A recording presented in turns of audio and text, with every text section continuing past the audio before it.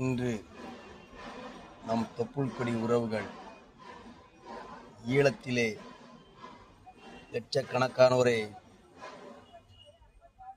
கொன்று குவித்த நாள் இன்று. சிங்கள இனவெறி அரசோடு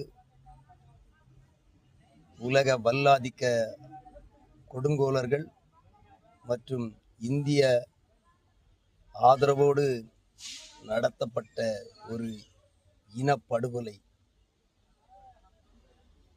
உயிர் நீத்த போராளிகளுக்கும் ஈழத்தமிழர்களுக்கும் கண்ணீர் வணக்கங்கள். ஈழத்திலே லட்சக்கணக்கான தமிழர்கள் கொன்று குவிக்கப்பட்ட போது இந்தியாவை ஆண்ட கட்சி காங்கிரஸ், வலுவான எதிர்க்கட்சியாக பிஜேபி, தமிழ்நாட்டை ஐயா தெலுங்கர் கருணாநிதி அவர்கள் அந்த காலகட்டத்தில் ஆட்சி செய்து கொண்டிருந்தார். அந்த காலகட்டத்தில் தமிழ்நாடு சட்டசபையின் எதிர்க்கட்சி தலைவராக கன்னடர் அம்மா ஜெயலலிதா அவர்கள் இருந்தார்கள்.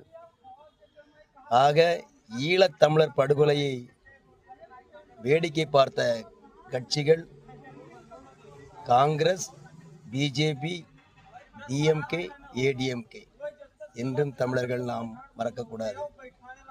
2009 உயிர் நீத்த ஈழத்தமிழர்களுக்கு எனது கண்ணீர் வணக்கங்கள்.